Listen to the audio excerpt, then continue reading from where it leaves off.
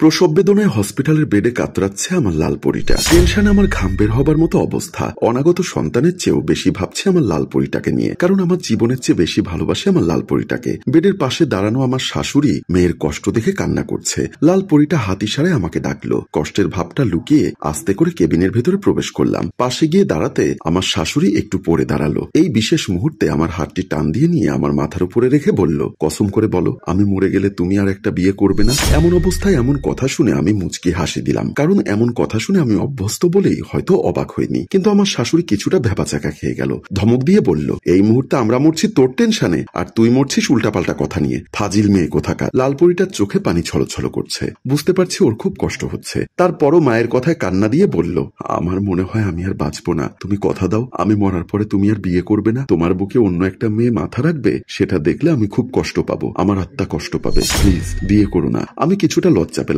শাশুড়ির সামনে। তারপর কাপা কাপা গলায় বললাম, আমি কথা দিচ্ছি আমি বিয়ে করব না, তুমি শান্ত হও। এমন সময় নার্স এসে বলল, আপনি বাহিরে যান। আমি সামনে পা বাড়াতেই আবার আমার হাতটি টান দিয়ে ধরে বলল, প্লিজ বিয়ে করো না। আমার শাশুড়ি মেয়ের এমন পাগলামি দেখে মুচকি হেসে শাড়ির আঁচলে মুখ লুকালেন। লাল পরীটার এমন সন্দেহ করাটাও আমার ভালো লাগতো। ইচ্ছা করছিল শক্ত করে একবার জড়িয়ে ধরতে, কিন্তু সবার সামনে পারলাম না। শুধু ফ্যাল করে তাকিয়ে রইলাম। আর মনে পড়ল কিছুদিন আগের কথা। রাত 2টো বাজে। হঠাৎ কান্নার আওয়াজে ঘুম ভেঙে গেল। লাফ দিয়ে উঠে দেখি ইভা বসে কান্না করছে। আমি জড়িয়ে ধরে বললাম, কান্না করছো কেন, কি হয়েছে? কোনো উত্তর দিচ্ছে না। কান্নার মাত্রা যেন আরো বেড়ে গেল। আমি বললাম, ময়না পাখি আমার, কি হয়েছে তোমার? তুমি কি কোনো বাজে স্বপ্ন দেখেছো? সেজন্য কি কান্না করছো? সোনা পাখি কেন ডাকলে? বলে আবার কান্না শুরু করলো। আমি আমতা আমতা করে বললাম, লালপরি আমি তো তোমাকে সোনা পাখি বলেই ডাকি, তুমি তোমার নতুন বউকে কেন সোনা পাখি ডাকলে? আমি টাসকি খেলাম এমন উদ্ভট কথা শুনে। মনে মনে বললাম, কি বলছে? আমি নতুন বউ কোথায় পেলাম? সাহস করে আমতা আমতা করে বললাম, তা আমার নতুন বউটা কোথায় দেখলে?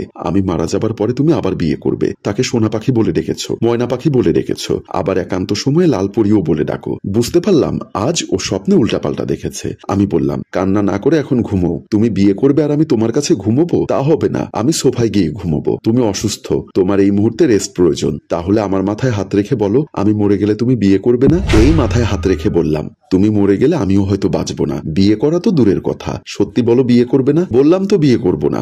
আচ্ছা বলে আমাকে শক্ত করে জড়িয়ে ধরলো। নিত্যদিনের পাগলামির মধ্যে আরো একটা পাগলামি ছিল, যে পাগলামিটা আমার কাছে ভালো লাগতো না। তাহলে অফিসে যাবার আগে তাকে নাস্তা খাইয়ে দেওয়া। আজ ঘুম থেকে উঠতে দেরি হয়ে গেছে, তাই তাড়াহুড়ো করে রেডি হয়ে বের হলাম অফিসের উদ্দেশ্যে। কিন্তু বিশাল ভুল যে করে এসেছি তা বুঝতে পারিনি। রাগে ফোঁস করতে করতে খাবার টেবিলে এসে বসে রইল। আজ অফিসে কাজের এত চাপ ছিল যে ঘন্টায় ঘন্টায় লালপরীটার যে খোঁজ খবর নিতাম তাও নিতে পারিনি। দুপুর 3টার দিকে একটু ফ্রি হলাম। চেয়ারে হেলান দিয়ে মোবাইলটা হাতে নিয়ে কল দিলাম। ফোনটা রিসিভ করলো না। 10 বার কল দিলাম, প্রতিবার কল কেটে দিচ্ছে। মনে মনে ভাবলাম, কি ব্যাপার, কল রিসিভ করছে না কেন? হঠাৎ একটা মেসেজ আসলো। মেসেজটা ওপেন করেই পড়তে লাগলাম, সকাল থেকে খোঁজ খবর না নিয়ে যখন থাকতে পেরেছো তখন এখন আর কল করবেন না। আর সকালে নাস্তা করেছেন, দুপুরে ভাত খেয়েছেন। আপনি অফিসে যাবার আগে আজ যে নাস্তা খাওয়ালেন আমায়, তা খেয়ে তো আজ দুপুরেও খিদা লাগছে না, তাই তো দুপুরে আমি খাইনি। আমার কলিজা কেঁপে উঠলো। জিওবাই কামড় দিলাম। মনে মনে বললাম, চরম ভুল করেছি, সকালে নাস্তা খেয়ে আসেনি, সে কারণেই দুপুরেও খাইনি। অফিসে সব কাজ ফেলে রেখে ছুটলাম বাসার দিকে।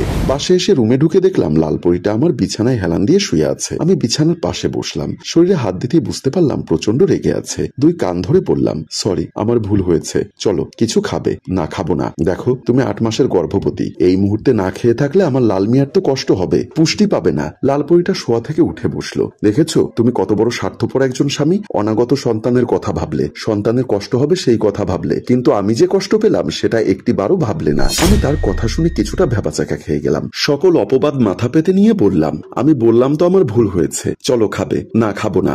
আমিও কিন্তু সকাল থেকে কাজের চাপে পড়ে পানি ছাড়া কিছুই খাইনি, চলো একসাথে খাবো। কি বললে? তুমি কিছু খাওনি?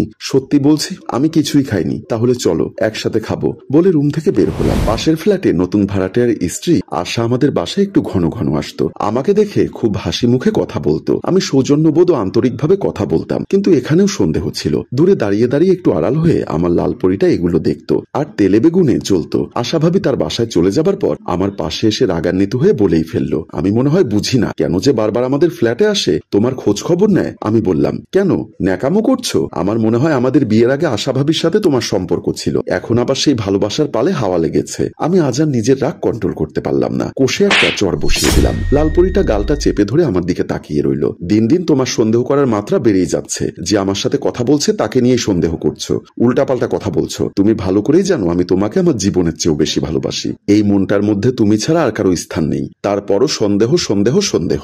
মার খাওয়ার পরও কান্না করতে করতে আমাকে জড়িয়ে ধরে বলল, আমি এই বুকের জমিনের মালিক, ভয় হয় কখনো যদি দখল হয়ে যায়, তাই তো পাগলামি করি, সহ্য করতে পারি না, সরি, আর কোনোদিন তোমার গায়ে হাত তুলবো না। পরীটা বলল, মারো কাটো যাই করো, আমার সন্দেহ করা কমবে না। ওর কথা শুনে আমি হেসে উঠলাম। আমার যেন হুঁশ ফিরল নার্সের কথায়। আপনি এখানে দাঁড়িয়ে কি ভাবছেন? বাইরে যান, রোগীকে এখন ওটিতে নেওয়া হবে। কথাটি শোনা মাত্র বুকের ভেতর ধরপড় করা শুরু করলো। আমার শাশুড়ির দিকে তাকালাম, সে মুখ আঁচলে লুকিয়ে কান্না করছে। আমি তাকে বললাম, চলুন আমরা বাহিরে গিয়ে দাঁড়াই। আমার শাশুড়ি আমার কথায় মাথা নেড়ে সায় দিল। আমি আর আমার শাশুড়ি কেবিন থেকে বের হয়ে আসার সময় পেছন ফিরে তাকিয়ে দেখে আমার লাল পরীটা ব্যথায় কাতরাচ্ছে, তারপরও আমার দিকে তাকিয়ে আছে। চোখ ফিরিয়ে নিলাম। পরীটাকে বুকে জড়িয়ে ধরে আদর করতে ইচ্ছা করছিল, কেন যেন পরীটার জন্য মনটা কাঁদছে। তারপরও কেবিন থেকে বের হয়ে আসলাম। সেদিন আমি আমার লাল পরীটাকে বাঁচাতে পারিনি। সেই সীমাহীন কষ্ট বুকে চাপা দিয়ে আজও একা বেঁচে আছি। আমি ওর কথা রেখেছি, আমি আর বিয়ে করিনি। এই বুকে অন্য কারো মাথা রাখতে দেইনি। আমার লাল পরীটা কষ্ট পাবে সেজন্য। এখন চোখে ভালো করে দেখি না, তারপরও লাল পরীটার ছবিটা চোখের সামনে ধরে দেখার চেষ্টা করি। বুকের সাথে জড়িয়ে ধরে আমার লাল পরীটার শরীরের গন্ধ নেওয়ার চেষ্টা করি। হঠাৎ বাবা বাবা বলে চিৎকার ভেসে আসলো। আমি লাল পরীর ছবিটা আমার বালিশের নিচে রেখে আস্তে আস্তে বিছানা থেকে উঠে রুম থেকে বের হয়ে গেলাম। আজ আমার মেয়ের 20তম জন্মদিন। ঘর জুড়ে লাল নীল বাতি জ্বলছে। আমাকে দেখে আমার মামুনি হাত ধরে নিয়ে সোফার উপর বসালো। আমি আমার মামুনির দিকে তাকিয়ে আছি আর ভাবছি, আমার মেয়েটা দেখতে একেবারে ওর মায়ের মতো হয়েছে। ওকে দেখে পৃথিবীর চাওয়া পাওয়ার কথা ভুলে যাই, কিন্তু আমার লাল পরীটাকে ভুলতে পারি না। আজ যদি আমার লাল পরীটা আমাদের সাথে থাকতো, তাহলে হয়তো আজকের আনন্দটা অন্যরকম হতো। প্রিয় ভিউয়ার্স, কিছু ভালোবাসার গল্প থাকে যা কেউ জানতে পারে না। কিছু মানুষ নীরবে প্রিয়জনকে বুকে আগলে ধরে কান্না করে, আবার কিছু মানুষ প্রিয় মানুষটাকে হারিয়ে তার স্মৃতি বুকে চাপা দিয়ে সারাটা জীবন কান্না করে। গল্পটা ভালো লাগলে লাইক, কমেন্ট ও শেয়ার করুন। গল্পটির রচনা ও পরিচালনায় ফেরদৌস অপু, প্রযোজনায় মঞ্জুর মোর্শেদ। ধন্যবাদ।